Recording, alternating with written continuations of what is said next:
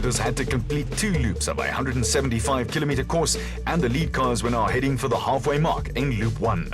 A tight and twisty route headed towards Nigel before doubling back to Carnival City.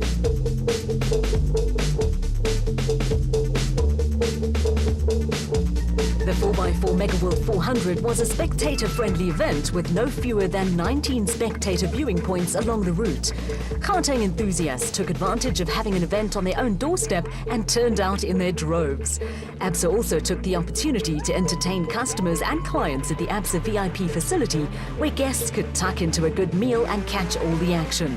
And action there was at the front of the field, with the 2 factory Castrol Toyota Hilux entries leading the production vehicle category. Reigning SA Drivers Champion Duncan Force and Rob Howie started 33 seconds ahead of teammates Anthony Taylor and Robin Houghton, who had closed to within a couple of seconds of their sister car. There are no team orders in the Castrol Toyota squad, and Anthony Taylor and Robin Houghton were pulling out all the stops to try and catch and pass Duncan Foss and Rob Howie. It was a high-speed chase across unfriendly terrain, with 2 highly quality crews throwing everything they had into a very big battle. Had he been on the spot to watch his 2 star crews go at each other with a fierce intensity, Castrol Toyota team principal Glenn Hall might have been a tad apprehensive. Teammates have been known to take each other out in red mist situations, and there were times when the 2 Castrol Toyotas were racing almost side by side.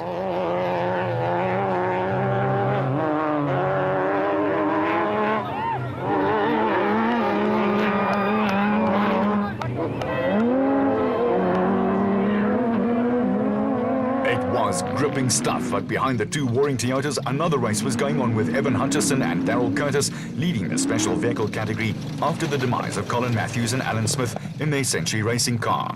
The motorized crew were looking comfortable, but there were menacing signs that Herman and Richard Sulwat were starting to mount a stone challenge in the Sulwat Racing SVR. Between the Sun City race and Carnival City, the Sulwat car had undergone suspension modifications, with the crew delighted with the changes.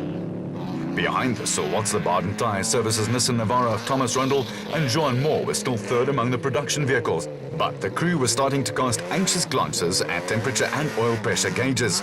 Cully and Quinton Sulwat were on the tail of the Baden Nissan and had made up 4 places in a charge right through the field. The Sulwats had moved ahead of Chris Visser and Jaapie Badenhorst, as well as the Rapsa Bat of Nardis and Louis Alberts.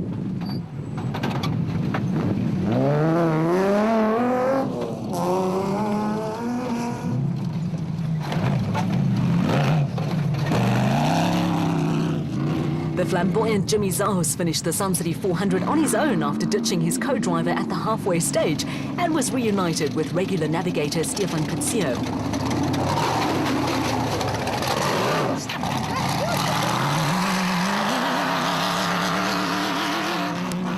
The pair had also made up places in the Cobalt Racing Porter, with an interesting duel also developing between the Regent Racing Nissan Navara of Mike Whitehouse and Matthew Carlson, and George Barkhuizen and David van Wyk in the AIM Toyota Hilux. Barkhuizen and van Wyk started a few places behind the Regent Racing Navara, but had made good progress.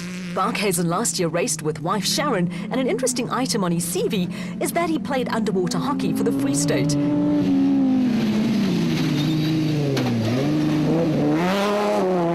Tagged onto the tail of this little train of cars were Nick Harper, one of a number of off-road racer with Comrades Marathon experience, and Kevin Hume in the Atlas Copco Bat, who had also made up places. After their earlier problems and thick dust, the RFS BMW pair of Hannes Grobler and Henny Terstegen were clawing their way back through the field.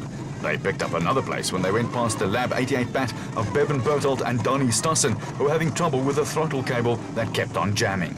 The ebullient Grobler is one of South African motorsport's Mr. Nice Guys, and in Terstegen is linked up with one of the most experienced co-drivers in the country. The diesel BMW had so far not missed a beat, with Grobler and Terstegen now handily placed to snatch a podium finish. Bertolt and Stassen were mobile again, but after finishing second on the Donaldson prologue, they gradually slipped out of contention.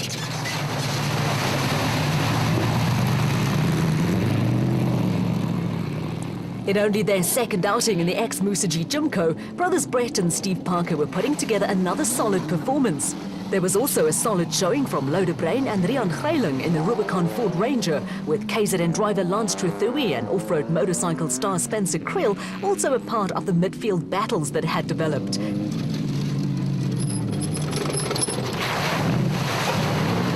The morning had also taken a turn for the better for veteran Archie Rutherford and debutant Jacques Leroux, who had moved into the Class P lead in the Regent Racing Jimco and were cruising along nicely.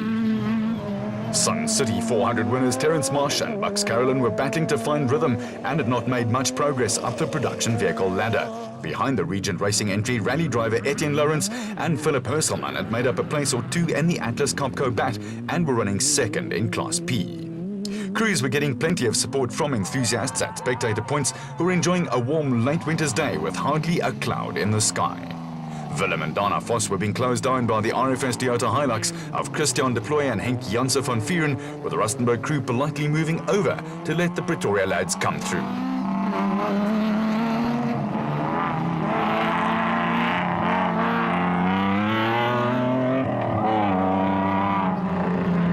The new N1 4x4 Toyota Land Cruiser in the hands of Louis Weichelt and Johan Smallberger had moved into the lead in Class D. At this stage of the race, matters looked good for Weichelt and Smallberger, but their day was to later turn sour.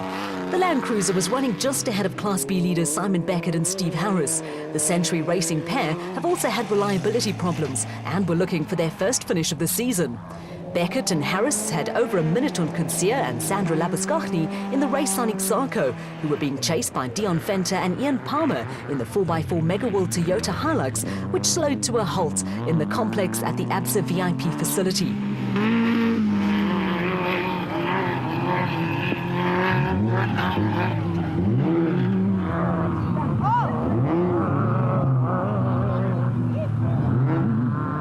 Next up was the Gibson Racing SVR of KZN crew Clint Gibson and Gary Campbell, who were gradually slipping down the field.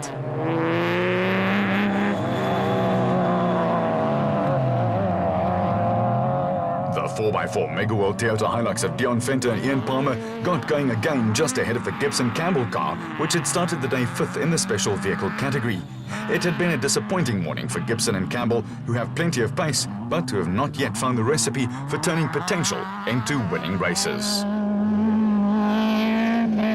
The Adenco Bat of Cape crew Bas Besadenhout and daughter-in-law Lindy was running a solid third in Class B, but was under intense pressure from Class B championship leaders Johan van Staden and James Rousseau in the Atlas Copco Bat.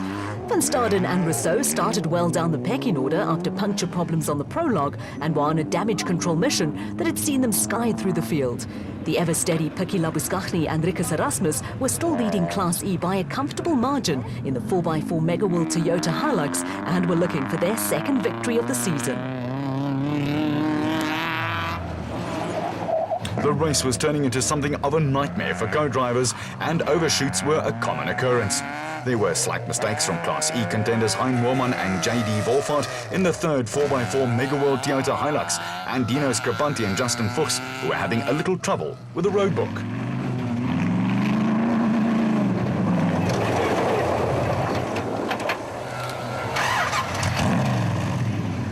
Class E championship leaders Lance Woolridge and Ward Huxtable had slipped to third in class, but all appeared to be well with the vehicle, with the Ford Ranger running about 13 minutes behind the race leaders.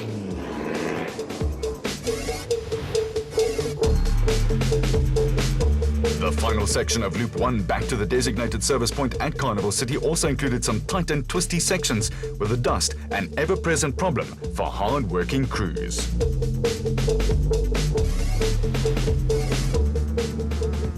On the final run-in to the designated service point at the end of the first loop of the race, Duncan Voss and Rob Howie had earned a little breathing space at the front of the production vehicle category. On the special vehicle front, Herman and Richard Sulwald were now leading in the Sulwald SVR, while matters went from bad to worse for Anthony Taylor and Robin Houghton in the second Castrol Toyota Hilux, who were cruising along when they picked up a puncture.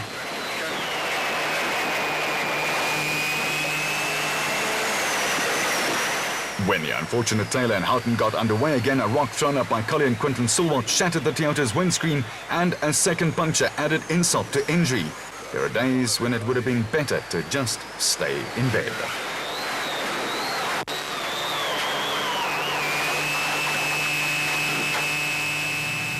Former champions Cully and Quinton Sulward were following up their Sun City 400 triumph with another solid performance. Herman and Cully won the South African Championship together in the mid-90s, with Herman doing the driving and Cully the navigating. The brothers were now enjoying racing with their sons, with Cully and Quinton winning the South African Championship in 2008. Also racing with his son Louis was Nardus Alberts, but there was a little hiccup in their progress when they went flying down the wrong road.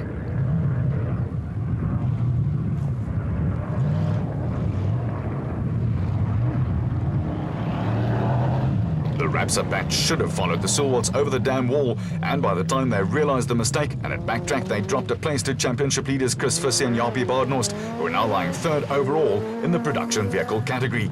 It was a little setback for the Alberts pair, but worse was to follow later on in their day. Former quad racer Jimmy Zaos is starting to put together some consistent performances in the ex-Gary Berthold Porter. Zaos and Stefan Kutsia were a solid fourth in the special vehicle category, and in another fine performance, experienced driver Archie Rutherford and first-time out navigator Jacques Leroux had taken control of Class B in the Regent Racing Gymco. The new N1 4x4 Toyota Land Cruiser in the hands of Louis Weichert and Johan Smallberger was still out in front in Class D in what looked to be an impressive debut for the car. The demise of the Simon Beckett-Steve Harris car and engine problems for Kutsia and Sandra Lebeschagny had left Bez and Lindy Besaidnout in charge of Class B in their Adenko bat. Still out in front in Class E were Pikkie Labeschagny and Rikus Erasmus in their 4x4 Mega World Toyota Hilux. The combined running order at the service point saw Foss and Howie leading the two Solwald cars, with Hutchison and Curtis dropping down the order along with Taylor and Houghton. The 15-minute compulsory stop at DSP gave us a chance to hear it from the horse's mouth. We're still in the lead and pushing on. The route's good, challenging, and we're enjoying ourselves. We're quite happy. The suspension and things that we've changed for this race is really working well. The route is quite tough. It's difficult sometimes. Well, I got lost two times. So, but yeah, it's nice. Nice route, difficult and rocky and ditches and everything. Yeah, very nice. On a tricky little right-hander, clipped a rock and had a front puncture, changed it, got back in, and as we pulled off we realised the back had a slow puncture from the same rock, so back out again, changed the second tyre, and we've been just keeping pace. You know, we had no more spares, we had 50 k's to go, so kept our position. Still got Chris Visser a couple of minutes ahead, but yeah, let's see if we can get him now and get a Toyota 1-2. Second time navving, and I think nothing can prepare you for the brutality of one of these cars. We're doing well, we're moving up the spots. It's a tough race, so very tough, very dusty, but we're on the pace, so it's good. Dit is 'n paar stukke wat daar bietjie swart klei is, wat dit nie baie stof is nie. Ons hoop maar as ons by so 'n plek uitkom. Dit is ou naby enige kar wat jy wil verbysteek, moet jy maar geduldig wees. Maar dit is lekker, jy weet, dit is vinnig en dit is lekker. Alles gaan goed. We just 20 k's out, lost power steering, so it's been an uphill battle, but we're still in the lead, I think, and so fix the power steering and take it easy the next route and come home as a winner, hopefully. Dusted bad. We had a bit of trouble. We went into a hole sideways into the mud. I think we got stuck for about 7 minutes. And fortunately our own teammate came up, Pikkie, and they gave us a yank out.